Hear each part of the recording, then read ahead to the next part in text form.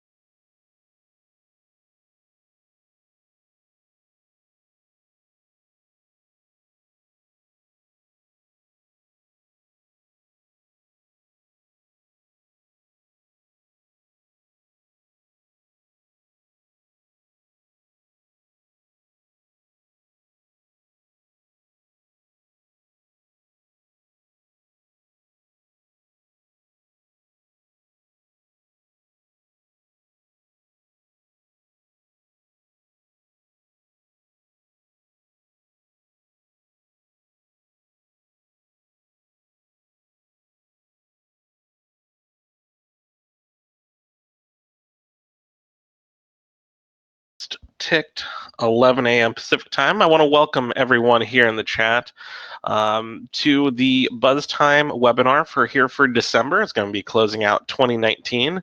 And we thought, what a better way to close out the year with kind of looking forward into 2020. Looking at what you're going to be seeing as your kind of top bar and restaurant trends heading into 2020. So, of course, they're definitely relevant now because they are trending at the moment, but kind of looking ahead to what we're going to see going forward throughout the next year. Again, like I said earlier, if you do have any questions about the presentation, you can ask them while I'm talking about them, but I'll probably address them more towards the end of the presentation. I want to introduce myself. My name is Michael Wagner. I am the content and community specialist here at Buzz Time. We are a entertainment-based company here in San Diego, California. I see everyone has been reporting kind of the temperature there. It's actually sunny and 62 out here, so not to rub it in anyone's faces, but but basically what I do here at Buzz Time is I handle all of our community outreach as well as handling our content as well. So webinars, blogs, podcasts, different things like that. So yeah, I've been here at Buzz Time since 2016. I started here in our customer support wing, where I handled calls with customers, bar, restaurant owners, as well as players. And what we do here at Buzz Time is we offer trivia solutions for small businesses. So our biggest wing is going to be bars and restaurants. So that's kind of why we wanted to focus on the bars and restaurant trends for 2020. So we're going to break it down to three different trend groups. First, we'll start off with the culinary-focused trends. So these are going to be basically focusing on kind of different things you can do with your menu, your food, beverages, and things like that. Trend number one is going to be color me Instagrammable. So what that means is we're seeing this huge rise in Instagram as a social media platform. And there's just a lot of different tips that can go a long way for small bars and restaurants that can make their Instagram a little bit more trendy, as well as fit into kind of what is the current trends of that social platform. You want to be making sure that when you are using Instagram, when it comes to foods and drinks, that the brighter the better. We don't want to see dark and dingy. I know I go on different things like Yelp or Instagram, and I'll see pictures for different bars and restaurants, and the lighting is really bad. It was definitely done, while everything was going on during the day. So like in the middle of a lunch rush or different things like that, and there was no real care taken into the photos. That's kind of where we have to kind of change the presentation of your Instagram. Creating quality content and making sure that you're staying on trend is extremely important, especially if you want to build out your Instagram following. After all, vivid picture of a hot pink borscht soup or a neon orange turmeric carrot smoothie is more likely to get noticed.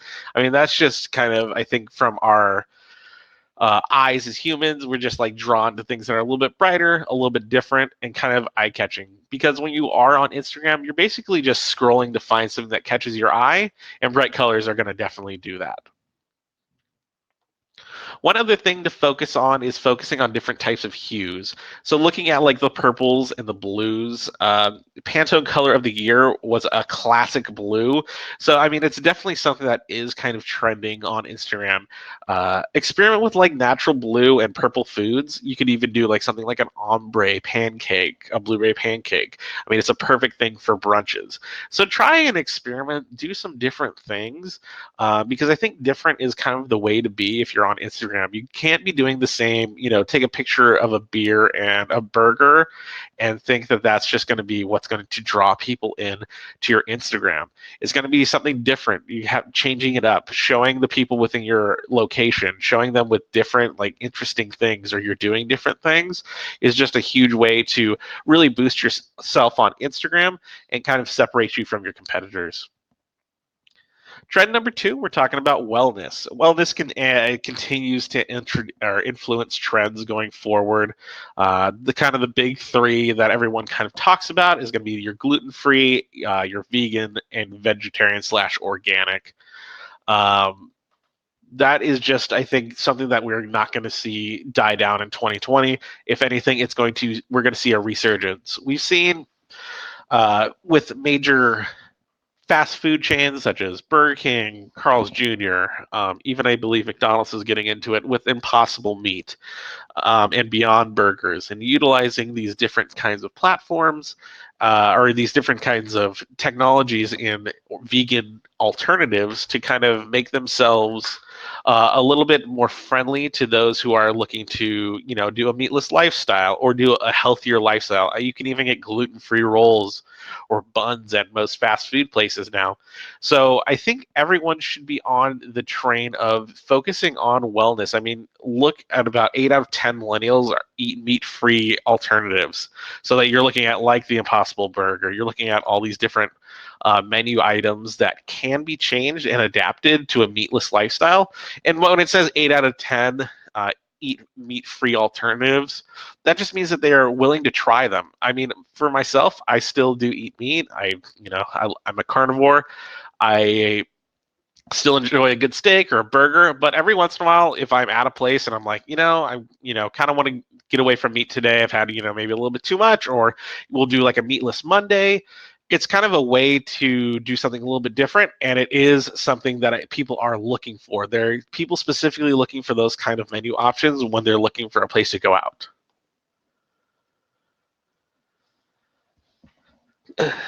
Thanks, Chris. I'll answer that kind of right now. At some point, 80% of people will incorporate alternatives into their regular diets. I think kind of I think that is a good point. Like, I mean, most millennials are currently incorporating alternatives into their diets. So yeah, I mean, people already are doing it. It doesn't mean that that's going to be what dominates what they eat. That doesn't mean that they're going to strictly change into a vegan eater. It just means that people are willing to try these new and different things, especially as the technology with Impossible and Beyond improves, and it can simulate that feeling of you're eating, a regular burger or you're eating ground beef or what have you. That really drives that forward. So making sure that you're ahead of the curve as opposed to be behind it is extremely important. Thanks for the question, Chris. Indulgence and purpose. Food needs to be delicious and provide health benefits for many. So, an example of this is like boosting your immunity, providing healthy dose of protein, and promoting a healthy gut. So you're seeing all these different like phrases being used. Healthy, working on your gut health, working on improving your protein intake, or just offering like boost in immunity. Talk up these kind of wellness boosting properties on your menu. If you are a place that offers some sort of shakes or they offer different healthy alternatives, like even carving out a small portion of your menu. It doesn't have to be a huge menu of healthy alternatives, but having a couple of options for people, especially as the new year turns, people, of course, they're signing up for the gym. They're, we got to diet, got to lose weight. As the beginning of the year especially turns over, this is where it's going to be at the all-time high. And if you're prepared for that, you're going to see a big return on that kind of preparedness in 2020. And then the healthy swap comfort food. I think this has been a trend over the last year and a half now. We've seen the rise of cauliflower, honestly. Cauliflower rice, cauliflower pizza crusts, cauliflower, as a substitute for a lot of different food groups. I've made myself cauliflower fried rice. It's like a great alternative that gives you that sensation of, you're still enjoying something fun and different. And I think that in a bar or in a bar and restaurant field, it's not something that's actually utilized very much. I haven't seen like a lot of places that are embracing of kind of this swap lifestyle, because seems like more of a diet thing where you're like, oh, I'm going to swap out this for that, swapping out cauliflower pizza crust for regular pizza crust.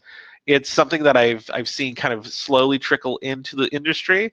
One example that I can think of off the top of my head is Blaze Pizza. They're a quick service self-order pizza joint. Basically, they offer different varieties of their crust. So they have a gluten-free crust. They have even a keto crust, which is a a different type of crust that can offer for people on the keto diet, and even offering something like cauliflower crust there as well. So if you can find ways to incorporate that and offer people this substitution, like a healthy swap of different things. Like if someone orders, let's say, some sort of stir fry at your restaurant, if there's an ability for you to substitute the regular rice and utilize cauliflower rice, I would definitely recommend that as an option, and that really puts you ahead of the curve when it comes to this wellness and healthy lifestyle. Trend number 3, kombucha is big. I mean, it is really been a push within the last year or so that people have really gravitated towards kombuchas, and really specifically hard kombuchas, alcohol forward kind of kombucha that is good for you in a sense, like it's good for your gut health. It has a lot of antioxidants. It has a lot of like different things within it that help with your digestion, but it also is an alcoholic beverage. So I mean, it is something that I think is something that can be incorporated into different kind of cocktails, different kind of pairings. It's something that maybe isn't too much, I think, on everyone's radar, but it's something to keep an eye out. It's something that I think if I go to like a local 7-Eleven now, I can find a bunch of different kombuchas. It's really kind of taking off. It may have not reached you specifically, but it is something that I would keep your eye on. And if you are looking to continue to find new and different things to differentiate yourself from your competition, kombucha is definitely a way you can do that. Another thing, this actually kind of goes with the swapping of, like the cauliflower trend that I was talking about, is using funky and different things. Jackfruit, I know, is something that a lot of vegans are utilizing as a substitute for meat products. So you'll see like mock barbecue pork or like pulled pork as an alternative that people will use jackfruit instead of pork. So it's something that offers a sensation of, you're having meat, you're having, all these different things, but it's healthier, and it'll kind of create a differentiator on your menu.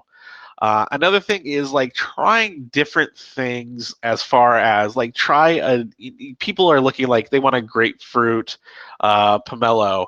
Maybe try a Meyer lemon pomelo. Trying different varieties of fruits. So like if you had someone that's using like a standard orange, maybe go for a blood orange.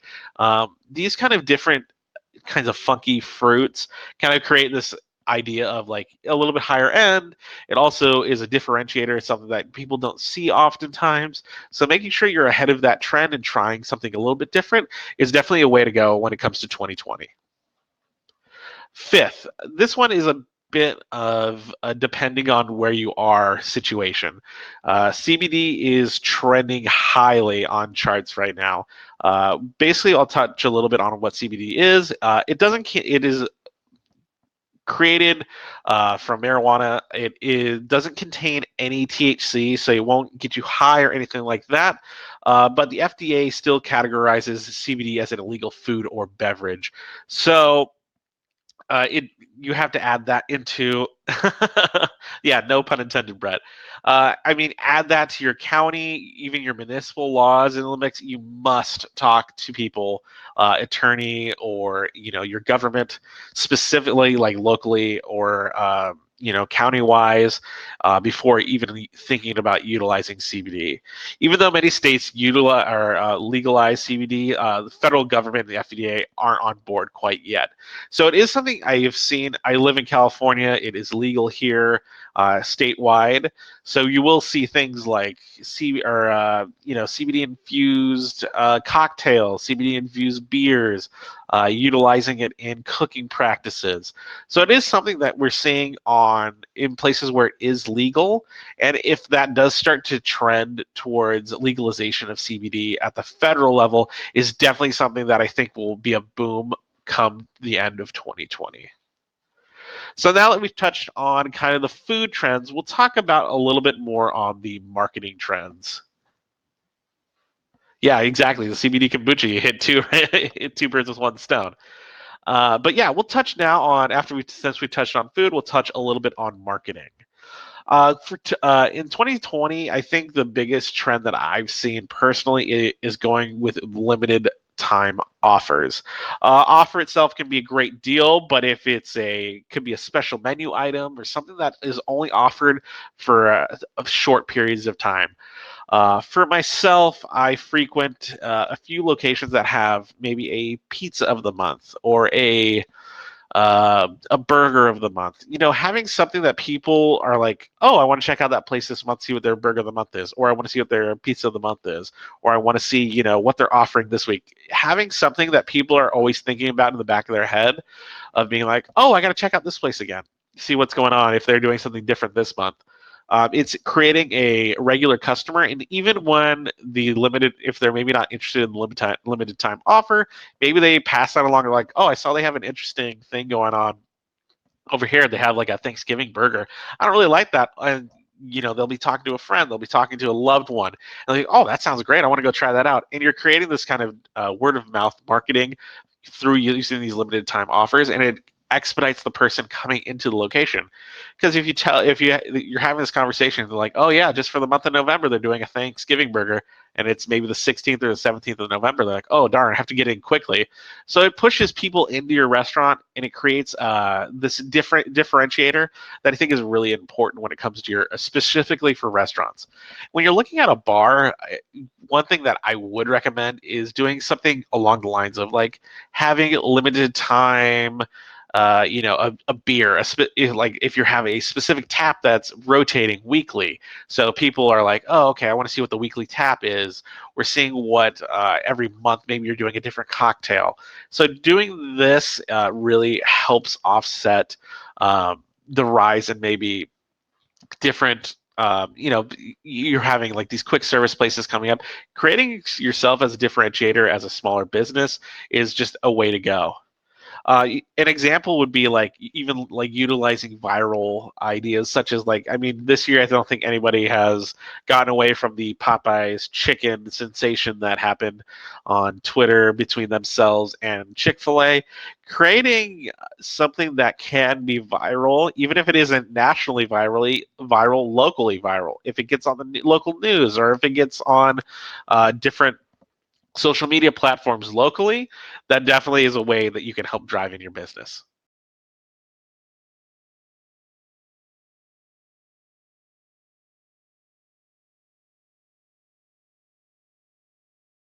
Your limited time offer is an interesting way to go, especially it's not something that we've seen in bars and restaurants. It's something that you'll see, a flash sale on, let's say, Target or on a different website or on Amazon. There'll be different flash sales that's like a way that maybe we can differentiate your restaurant or your bar, offering like a 1 day appetizer special, surprise happy hour later in the night, some sort of 2 for 1 special.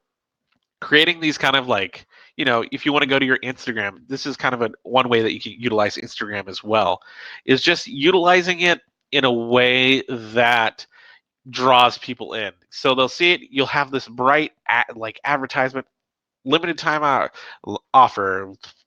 2 hours tonight. We're giving away a free appetizer with every beer, or doing something that's going to drive people into your location is just a huge way that I think these hyper limited time offers. So it's like making people push in, maybe when you aren't as busy. Like if you have a time, like a day or a couple of hours that aren't busy for yourself, creating these kind of hyper limited offers during those time periods is definitely a way to go if you want to drive people in, and I think it's a big trend for 2020.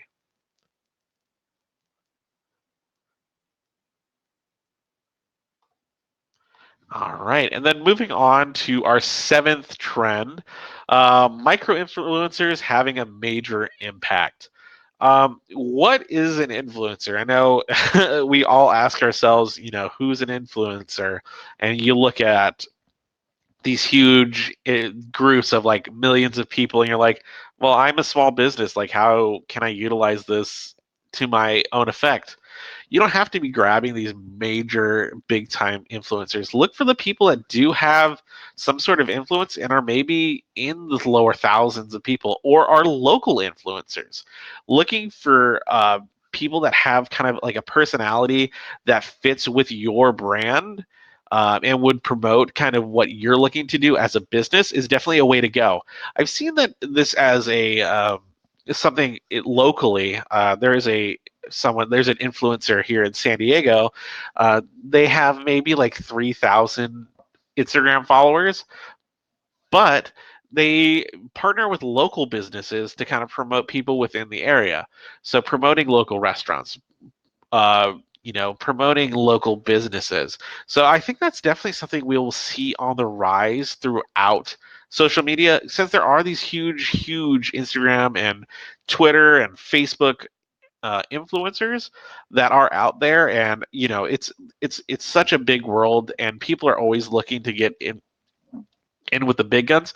Kind of going more grassroots, going at the lower level, I think you'll even see more of an impact because people are more trusting of people that are, a little bit smaller, more local. Like they actually believe in the product, and it's a little bit more believable if you have someone that doesn't have this huge following. They actually believe in your product, and they believe in kind of the local business that you're running. I mean, that's where like kind of these kind of micro influencers come in. Followers under 5 or 10,000, or even in the hundreds, are a great way to kind of create this network within your local community. Start with like local bloggers or Instagrammers, people that you notice on your Instagram that are maybe taking pictures of locations near you, inviting them in, having like treating them to a meal, like creating this. Experience from a social aspect is a huge way to push people into your business. And I think what we'll see in 2020 is that's going to be the way that a lot of people are going to be utilizing their advertising. You're not getting as much return on something like a local TV spot or on the radio. It's going to be utilizing social media, and utilizing the right kind of social media influencers is key for you to see that kind of return on that investment.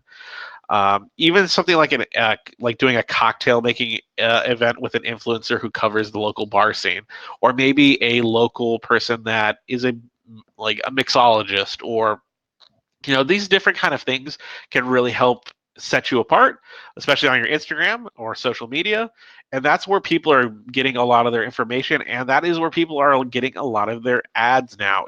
That's where they're seeing the most advertisement is via social media, and making it feel more authentic and more personal is definitely a way to go, and micro influencers provide that for you.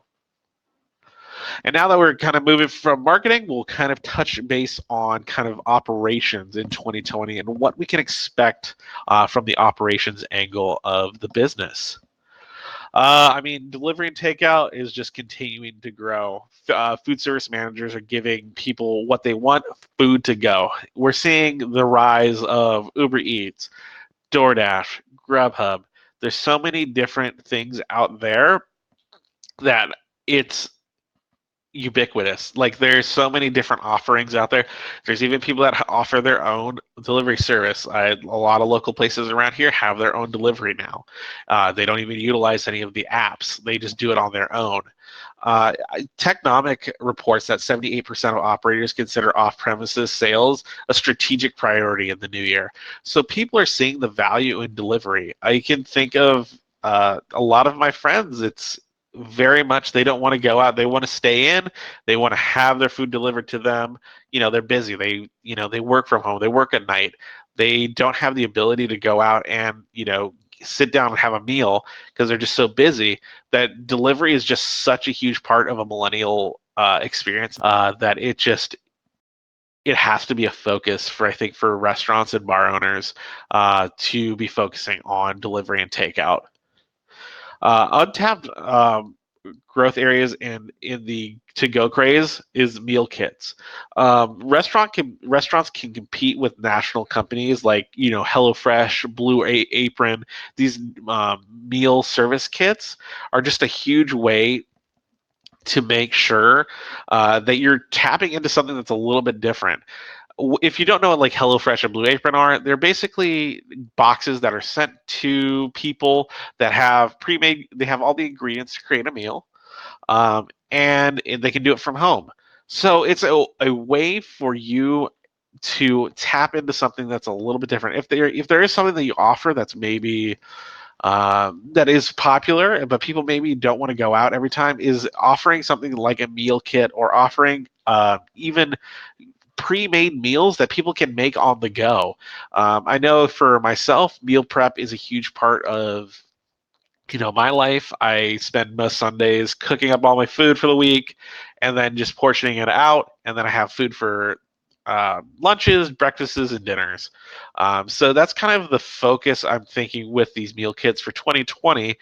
If you are able to create these pre-packaged plans, if you have a kitchen or a large enough to accommodate that, if you're maybe doing catering already, this is another way to kind of build off of that plan. Is tapping into that market of people that are looking to plan out their week, not have to worry about cooking, but also maybe just don't want to go out. So this is something that I definitely think in 2020 is something you should be checking out Brett's question here. You have to make food delivery holds in your standards for dine-in. Exactly. You definitely need to make sure that your food is up to standard.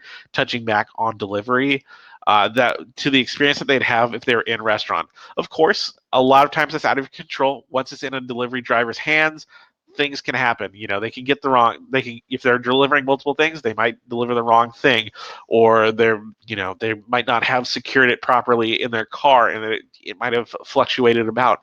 But doing as much as you can from the restaurant level to make sure that it fits your standards and they're getting the exact same product that they would get as if they were in venue is key, because then that's going to people are like, this is great. I'm gonna order again from this location because I know they have quality. And I've been in their restaurant and it tastes the exact same.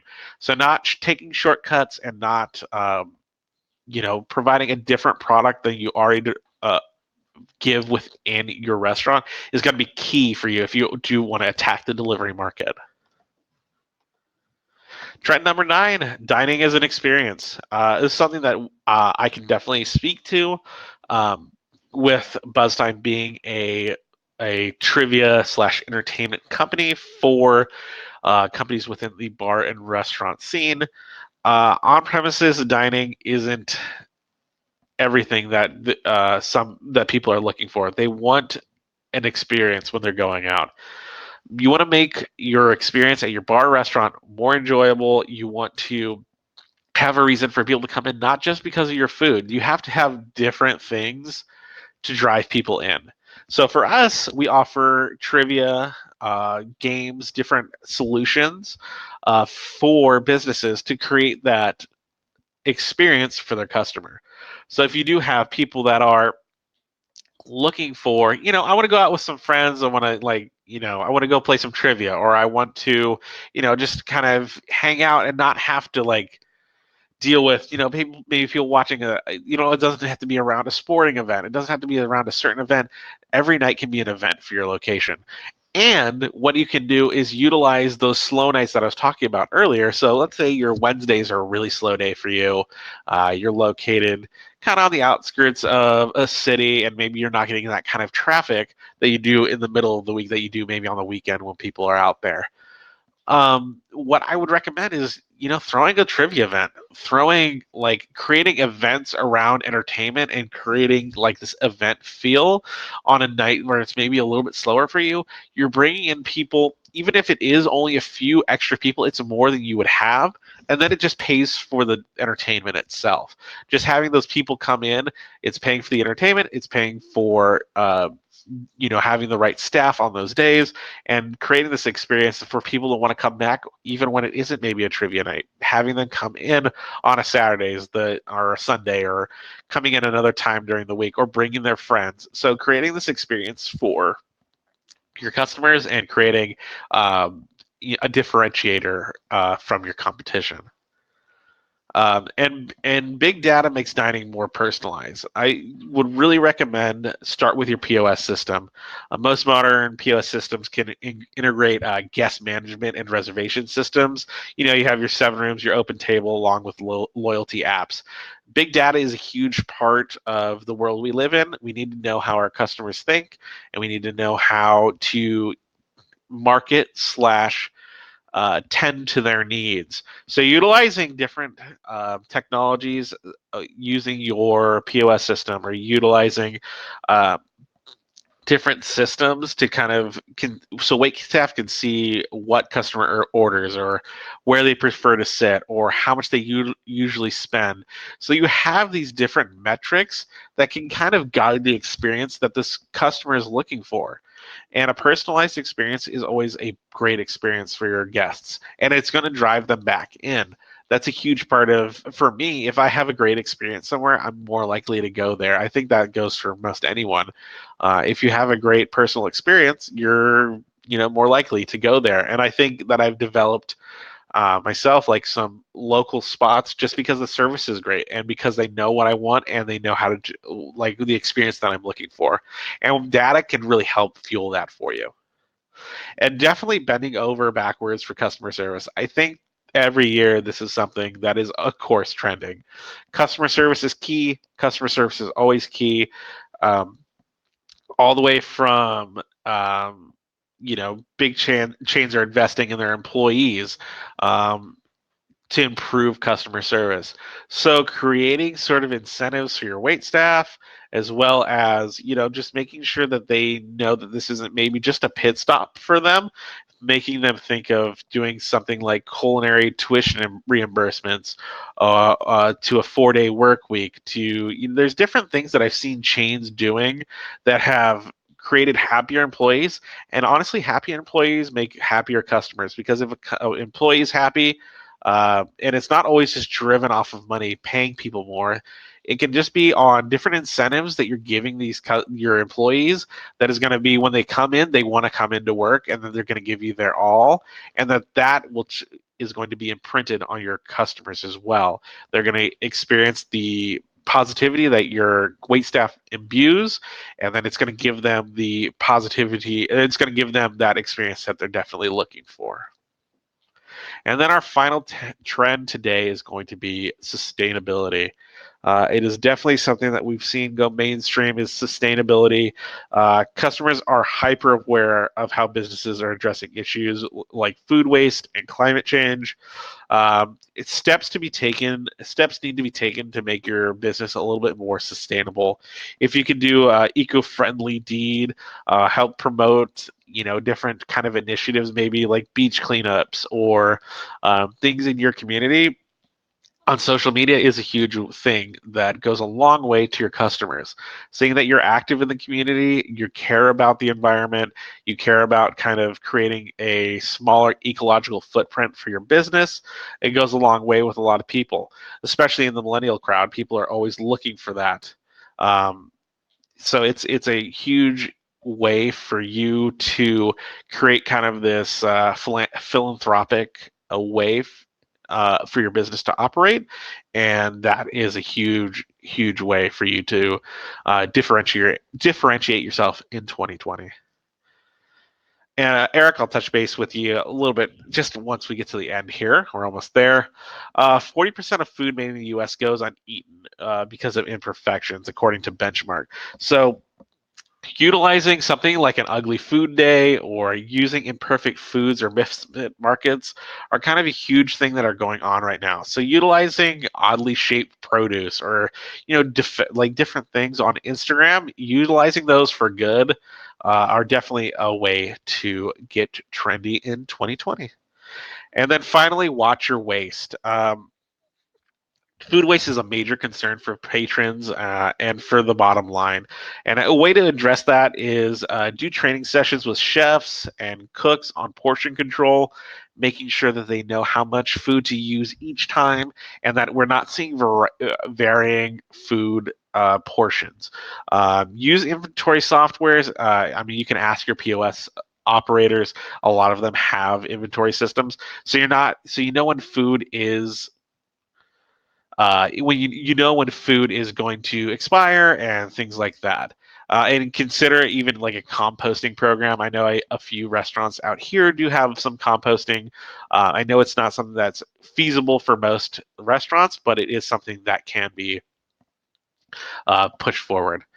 Eric, on the talking about sustainability cocktails without a straw. Sure, yeah, I mean that's something that you can utilize, or even switching from plastic straws to paper straws, or using only stainless steel straws. Utilizing things that you're not using as much waste is definitely a way to do that. Even using like napkins and coasters that are biodegradable are also ways that you can help with your sustainability. Finally, we have package makes perfect. Takeout is booming, like we talked about earlier, takeout and delivery. So make sure you're talking with maybe distributors about swapping out for recyclable or biodegradable containers.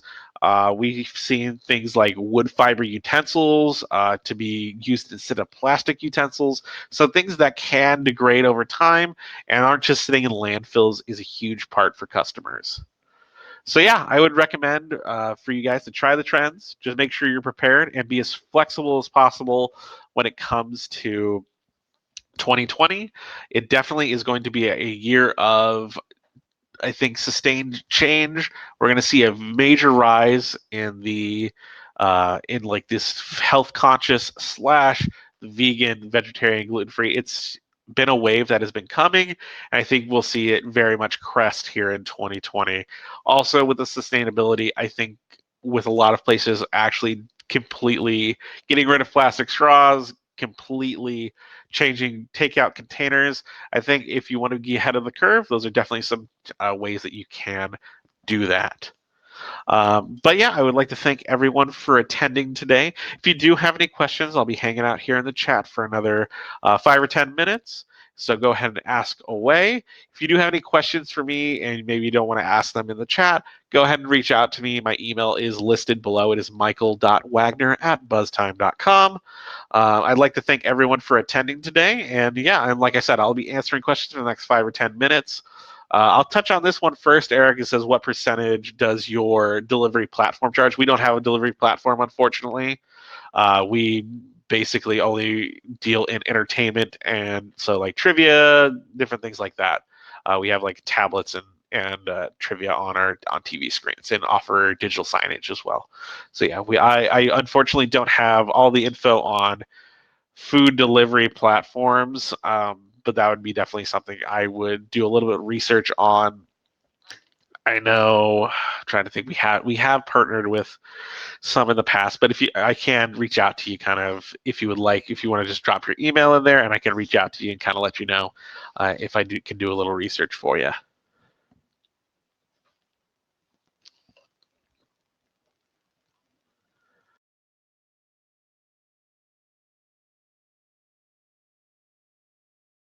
I appreciate everyone hanging out today.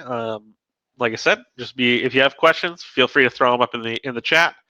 And if you do want to catch the webinar later, if you want to maybe rewatch or check out some of the old slides, I would recommend heading to our YouTube page. It's our Buzz Time Business YouTube page. It'll be sent out in the post webinar email. There'll be a wrap up blog so you can read it if you'd like. You can also rewatch it in that blog as well. It'll take you to our YouTube page. We do these usually every month here for Buzz Time.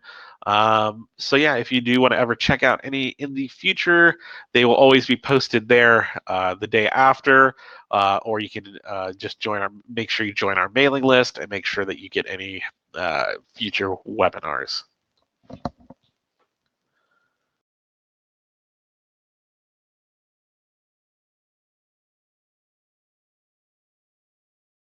Downloadable way to do it. I would, like I said, there'll be a email sent that'll have a wrap up blog. The video will be embedded on that blog. You can also just go to YouTube and watch it whenever you like. It's free to view whenever you'd like. The slides are not, but that wrap up blog does have all the information provided in the slides in a blog format. So it breaks it all down into the 10 different things that we discussed and go from there.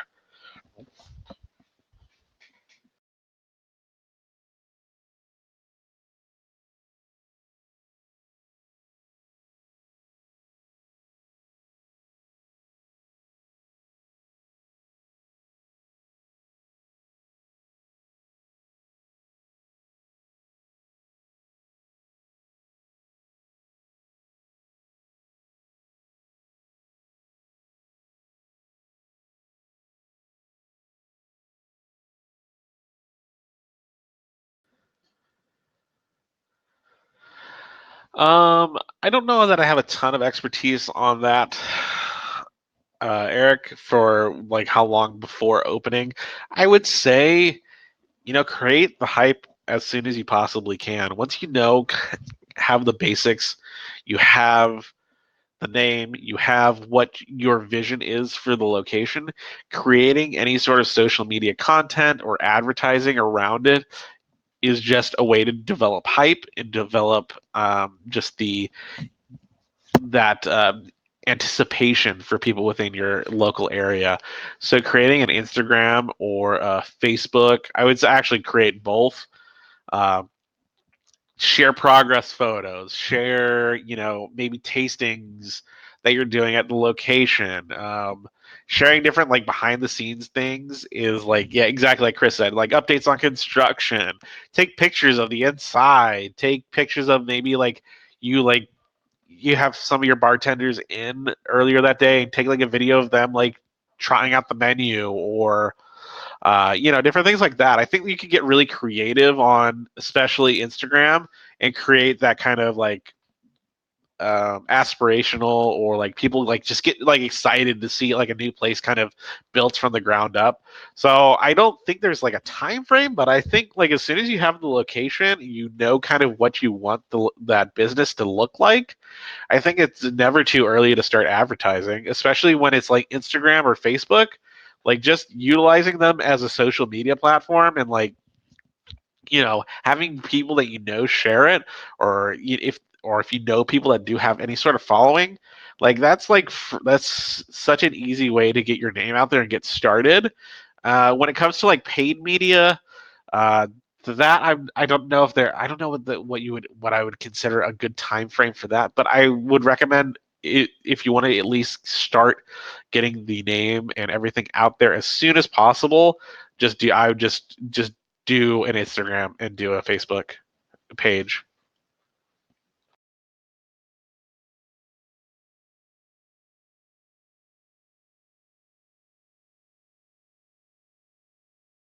You have like an Instagram and Facebook, you can just run ads. Like you can run those.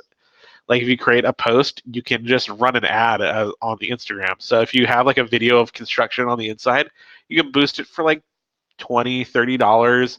Pick your demographic that you want to hit on and what you're looking to get out of that.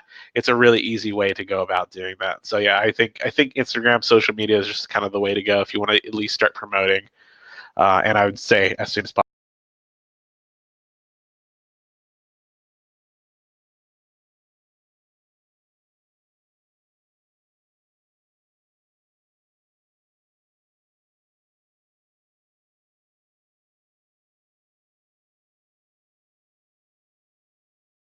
The main trend for like like color would man, that I think is really dependent on where you're located, um, what the clientele is that you're looking for. Um, I would say I'm not a designer. I don't know like kind of what the actual interior design. I'm sure there is research out there. I don't know. I couldn't tell you exactly what it is, but what do people enjoy most? I think, like I said, it's really going to be personal for some people. I know for me, for me, yeah, like I mean, the Pantone colors of the year would be an idea. So that'd be like the blues and purples. Are definitely the colors that I mentioned earlier are colors of the year for Instagram. So utilizing, I think those cooler colors could be really nice.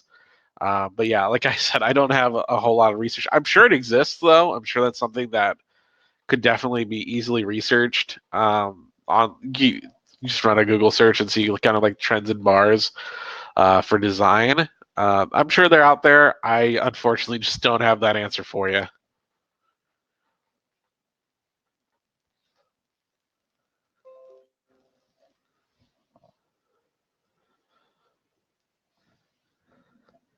Yeah, no problem, Andy. So yeah, we're kind of right around 11:45 here on the West Coast. If anybody does have a last question, please feel free to put it in the chat. If not, Again, I want to thank everyone. I know it's kind of whittled down to just a few of you in here, but I want to thank you everyone again for joining us today. And what's my favorite trending cocktail? Oh man, that's a good question. I am not a huge cocktail drinker personally. I do enjoy the trend that we're seeing now is kind of trending towards the tiki drink. I love a good Mai Tai personally.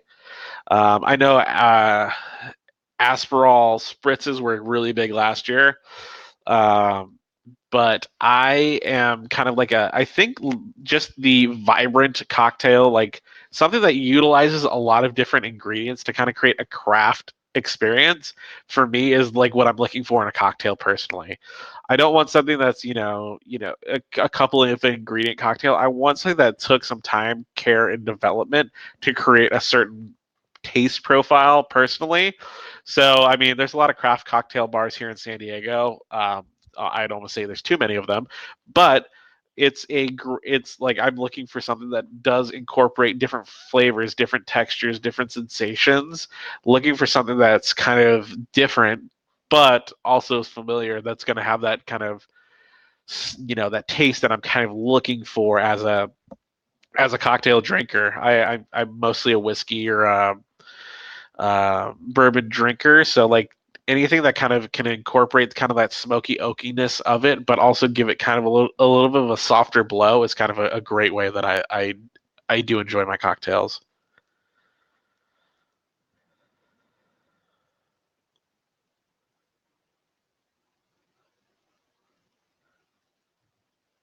No problem, Chris. Mandy, we're gonna go with you as the last question here, Mandy. Self-made coffee and stuff. So like local goods, small corner store. So kind of creating like a homey kind of atmosphere is kind of what you're looking for. Kind of like a local. I think local is huge. I think trying to make it feel like you're a local place that supports other local businesses is something that is always going to be trendy.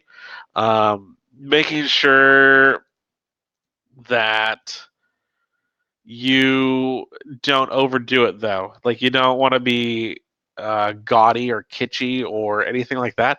Make sure it's done in a subtle way that's you, like utilizing maybe local art is a huge way, but offering it as something that can be bought. Having things on the counter that are maybe like a local business did, like greeting cards. I know a coffee house by us does that. They have like greeting cards or like the holiday, like the certain holiday, like for Christmas right now, they had like Christmas cards that a local artisan had made. Utilizing that so it's not so like in your face, I would say, making sure that it's something that's people can see that it is a local place and you are supporting local businesses is always going to be on trend. That goes for cocktail bars, coffee shops, like any business, I think, that can bring a little bit more sense of community and togetherness within the community is always going to be trendy for a bar or restaurant. And with that, I want to thank Mandy. I want to thank everyone that has been part of the chat today. And thanks for everyone for joining the webinar. And we'll catch you on our next one here in 2020. Have a great day, everyone.